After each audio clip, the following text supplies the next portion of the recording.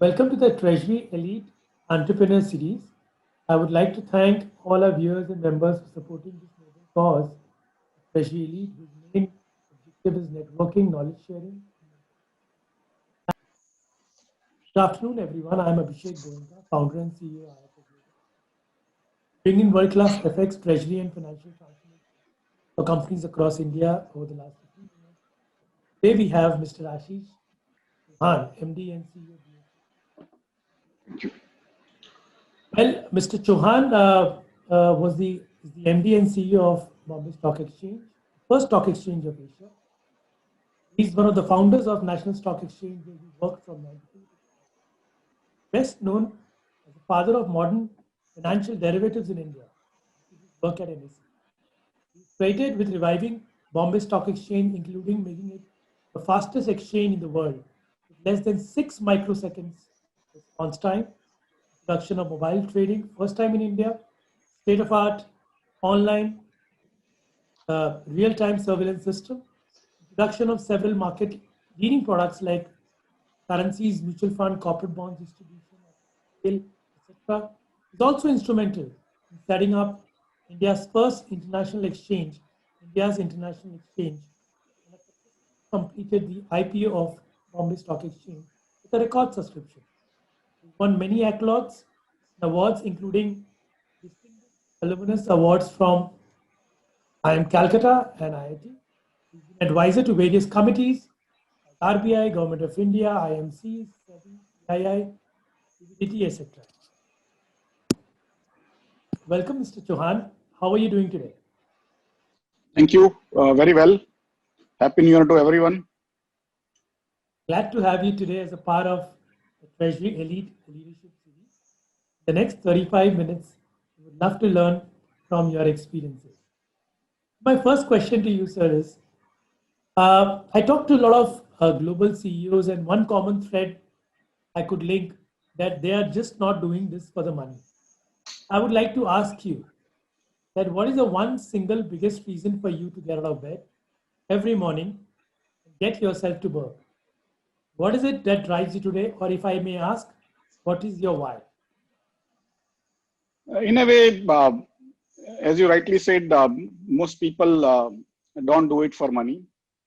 They also have many other motivations, including power or ability to do something positive to people around them, people in the world, and so on and so forth. And just to stay occupied. In some ways, there are many motivations every day when a person wakes up from the bed, realizes. So in some ways, for me, all of them kind of go through those issues I go through in many times during the day, and which one overtakes the other, you never know. But in my own life, I have been working pretty much 12-14 hours a day since I started doing job. That is 1991. So effectively, I don't come from privilege. My parents were both government servants and no business. And so at least I was sure that I had to work hard and do whatever comes my way. And that's what basically motivated me in those days. And in some ways now, when I look back at some stage at around age 30, I said, no, I will not work for money. I will work for what I like. That phase lasted pretty much more than 22 years. I am almost 53 now. And so it's interesting how when you stop working for money and working for what you like, money also starts coming.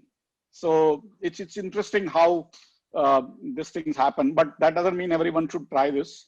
Ultimately, to run, if you don't have the balance, and I can talk about it very easily because I have reasonably good balance to survive for the rest of my life. And so in some ways, I don't need money. My needs are limited. Not that a billionaire doesn't need one more billion. It's just that I don't require much money to live, neither my family.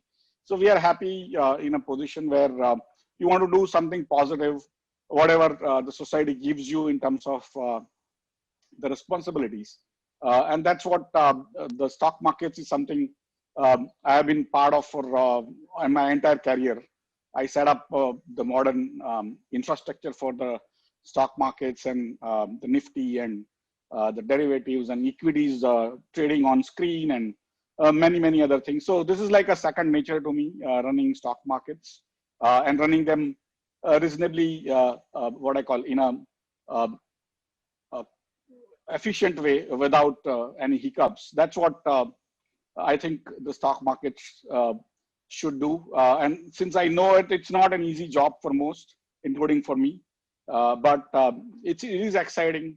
It adds something to the society, and that keeps me going every day. And every time, literally, when I woke up at 4 o'clock to catch a flight or go out during COVID, because we didn't even stop the market during COVID. And my wife is a doctor; she also works in hospitals from day one in COVID also.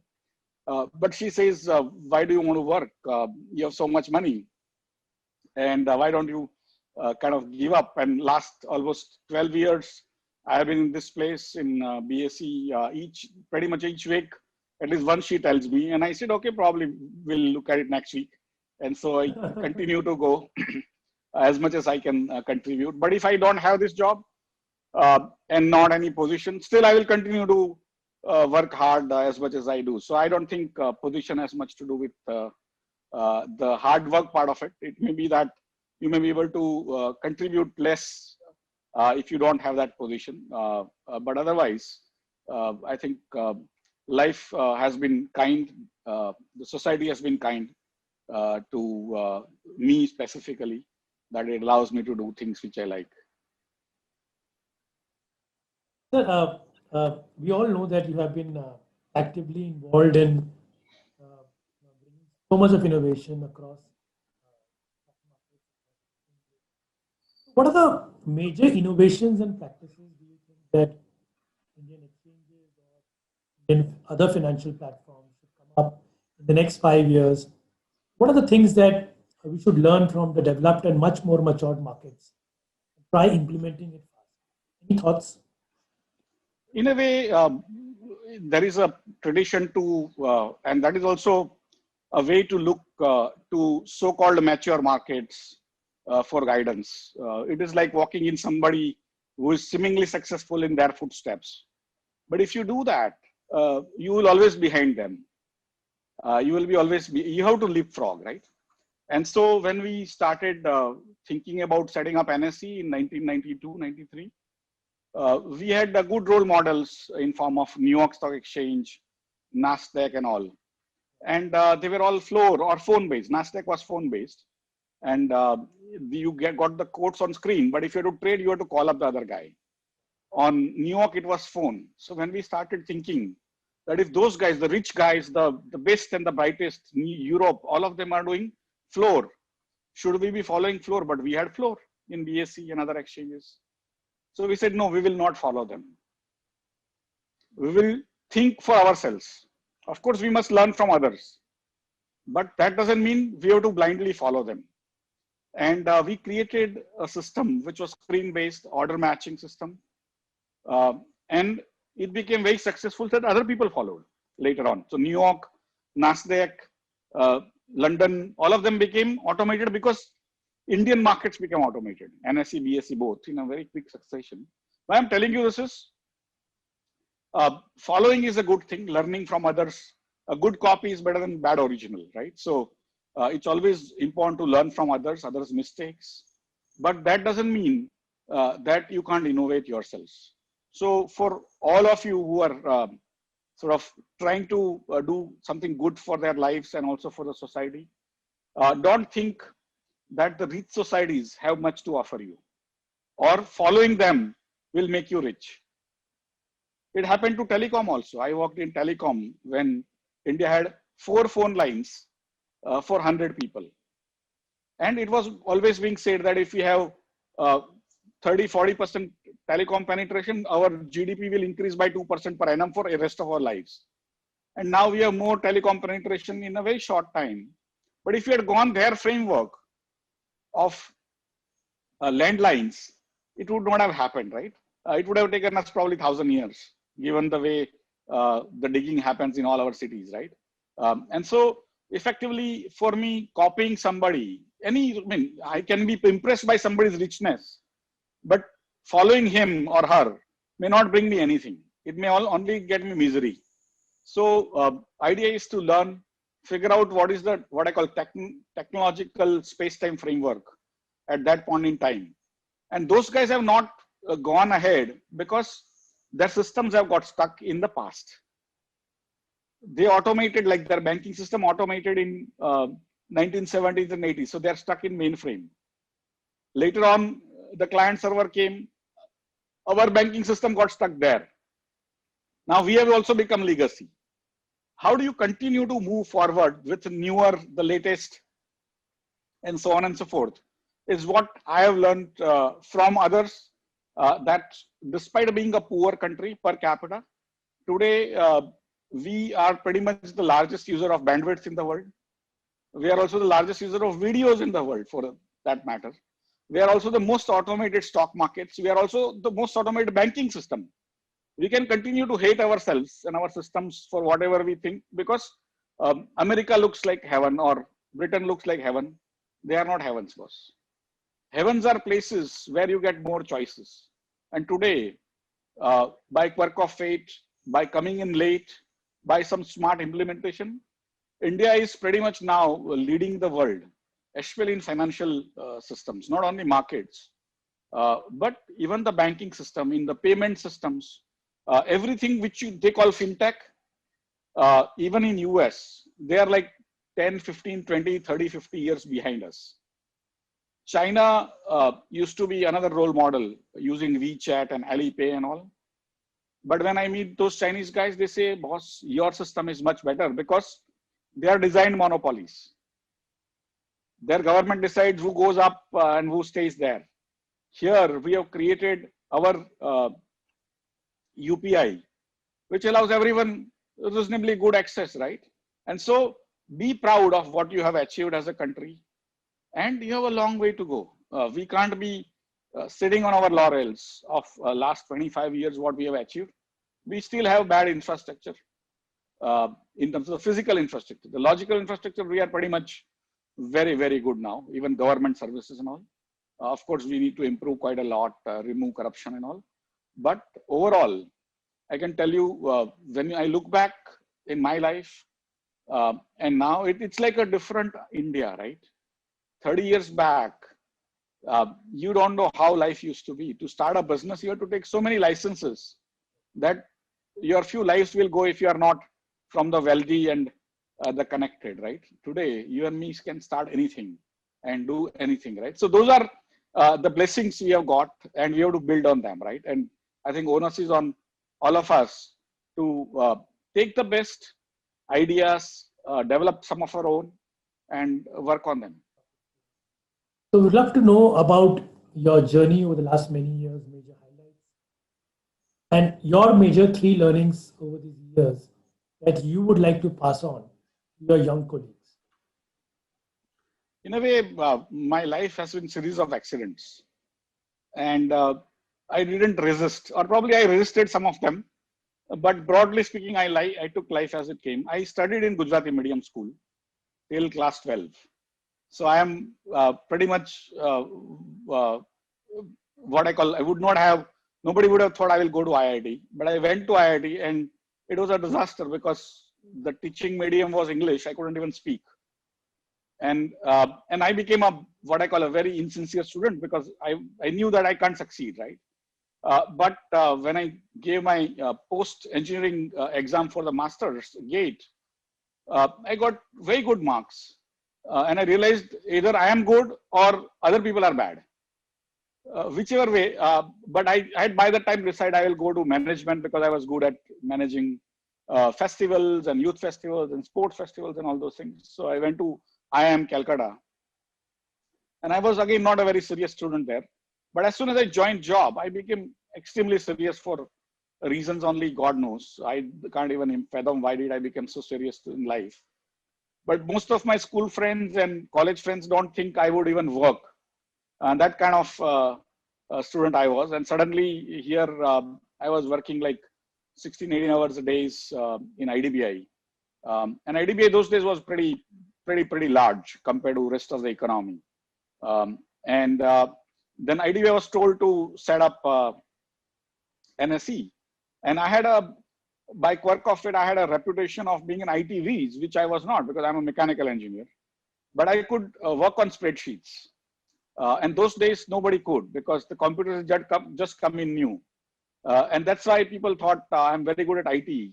And that's how I was selected as the only engineer in the NSE 5 people team from IDBI. And so the life changed completely from being a project finance person to a guy who was setting up NSE with nobody knew what it will be. It was just a name with no ideas. And from there, things became very successful in a very short time.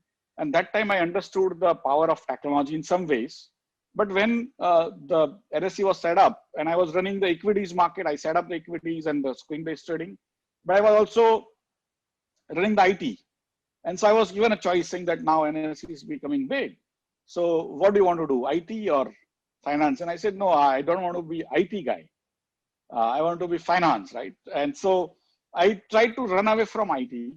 And I, of course, then set up the Nifty and derivatives and all.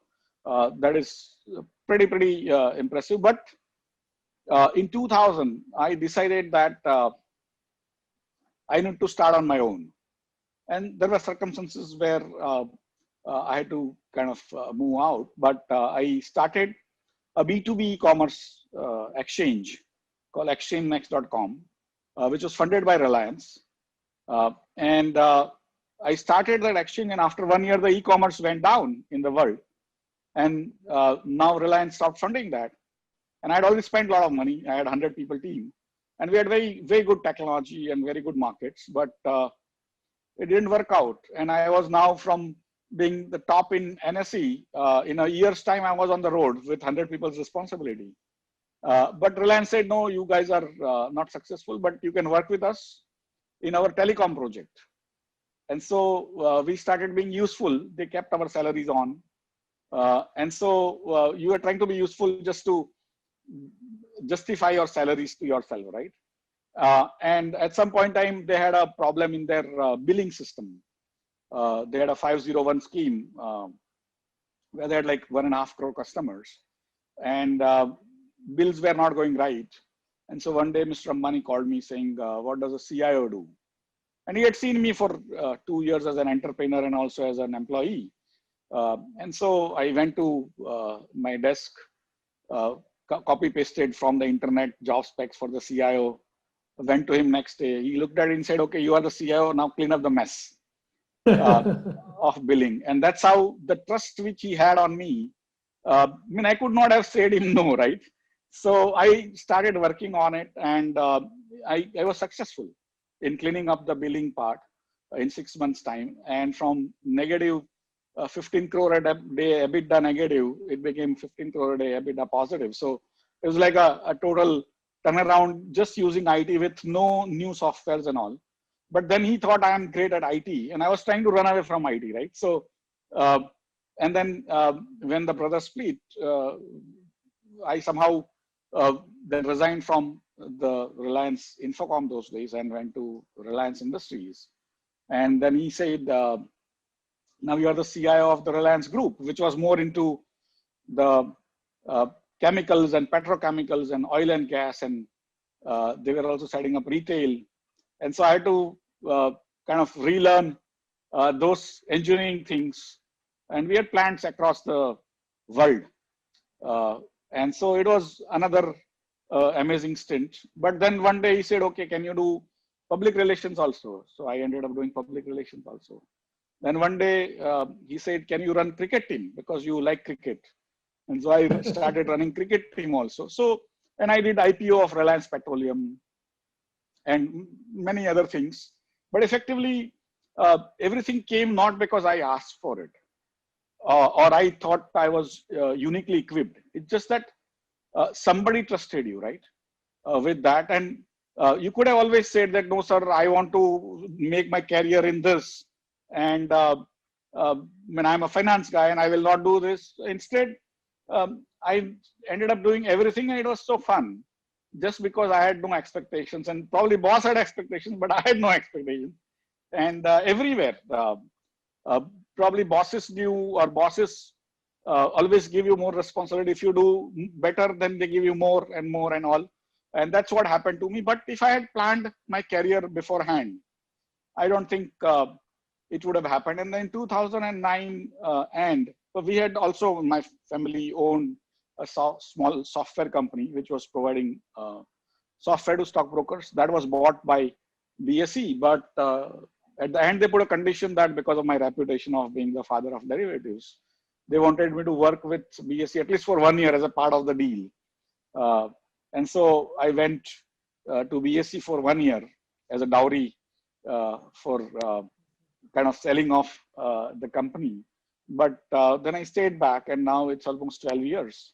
So, and then I was made CEO.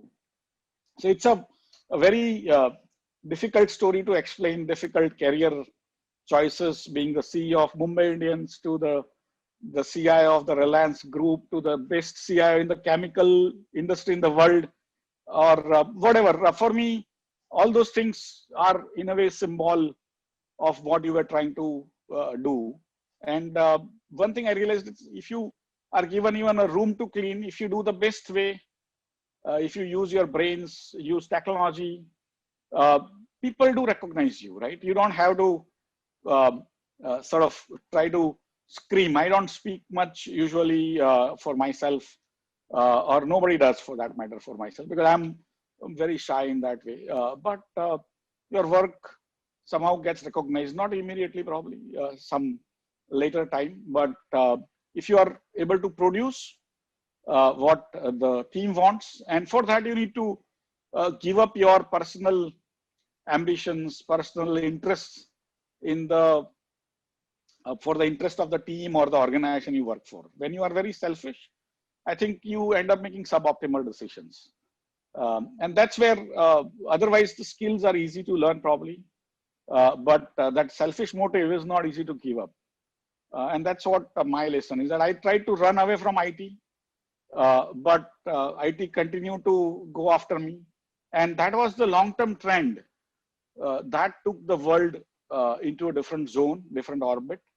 And it took me also into a different orbit. So, I mean, imagine if I had tried to become an IT man, probably I would not have been that successful. But I was since on many sides of IT, along with finance, along with chemicals or telecom or many other things. Probably I got to see more colors of life. Probably I have seen 10 times more color than any other person in my age group, because I mean, in a way I was flexible.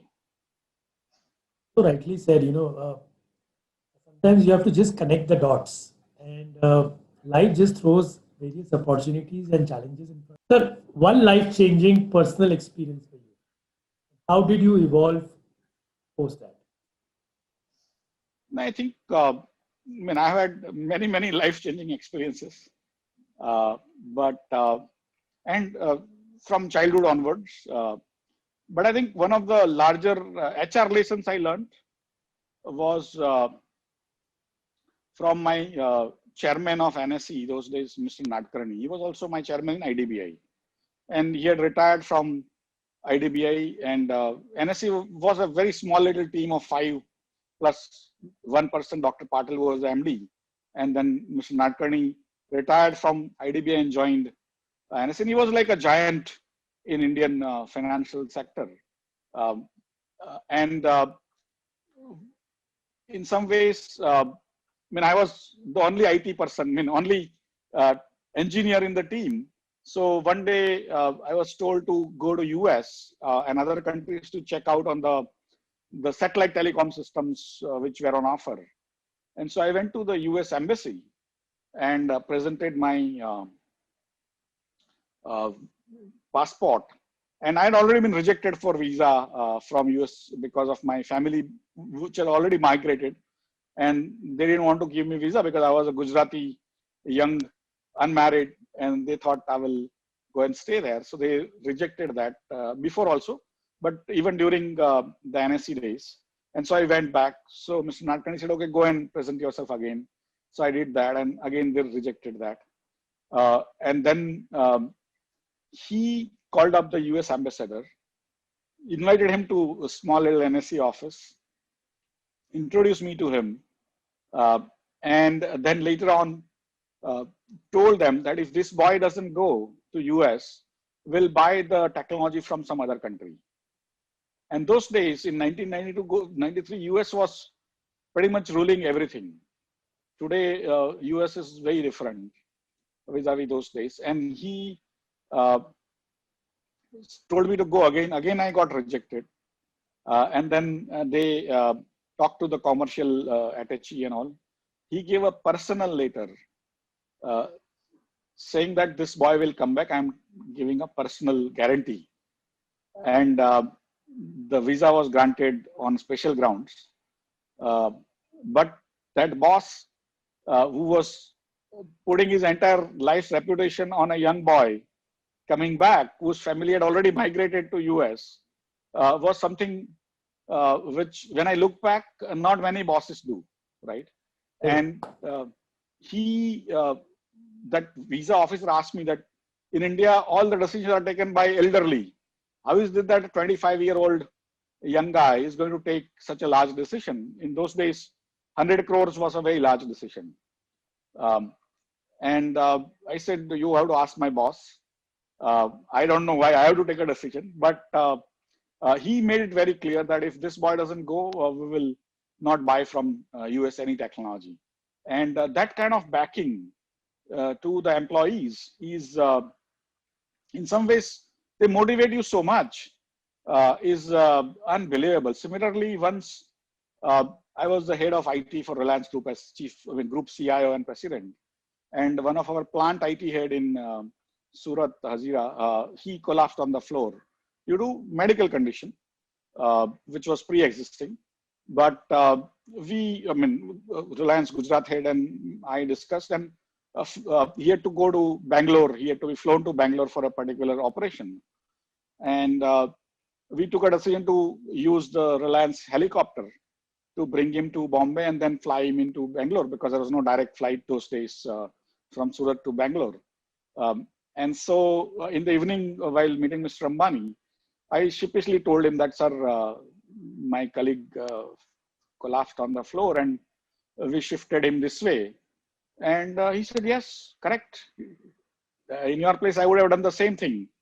And he kind of, for a plant IT head, which is not a very high position, but every day later on, he'll ask me what happened to, with the name saying this colleague. And so that is basically what that leaders do to people, that they back them up once they know what your situations are, right? And for me, there are so many such incidents in my life that sometimes I think I have been lucky to be part of those incidents, or to witness all these things, that how the love, affection which leaders bestow on the people, that motivates the entire organization. Sir, my next question to you was with this only, that what are the most important things that create a world-class institution? And what impresses you most when you hire people? I think the world-class organization is built because of a common shared purpose and culture of excellence. That you don't relax for a moment. Every moment in the modern world is important. It's like driving a car.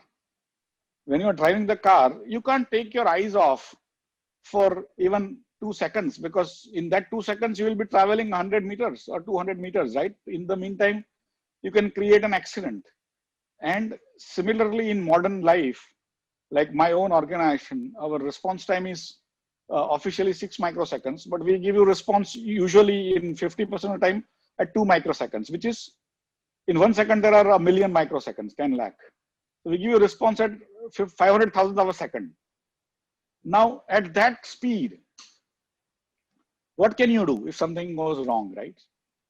It has to be that alertness of the persons who are doing it. And if the boss thinks he's going to take all decisions, that is not possible, because boss cannot be present everywhere.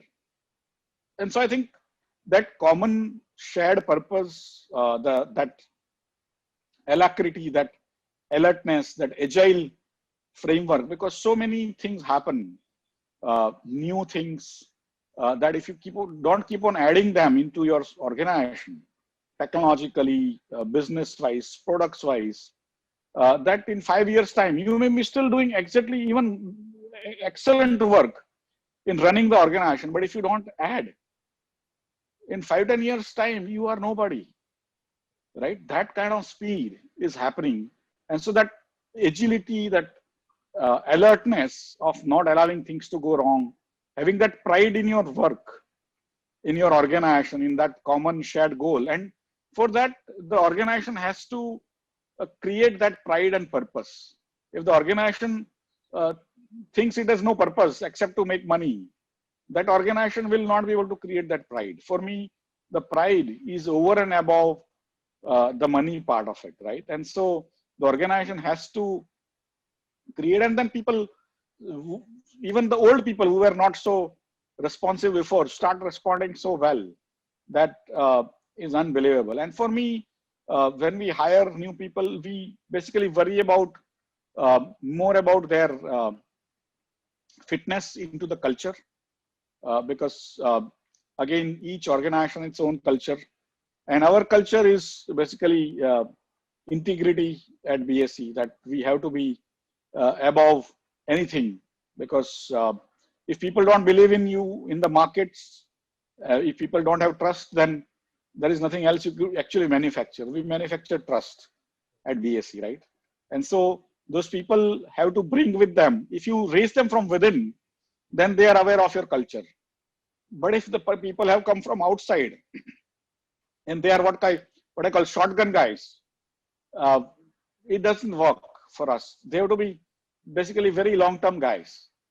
Your failure is fine, but your approach has to be long-term. And that's where BSE being the way it is, we like those kind of people. Each organization will have its own way of working with, or its own way of doing things. But ours is a extremely conservative way of doing things. And also we don't pay as much as the market does. So the person has to come largely for the pride of being the regulator, and also a person who can contribute to the nation more than anything else. It was wonderful interacting with you, Ashish. Okay, Once thank again, you. thoroughly enjoyed talking. Thank you. Thank you. Thank you.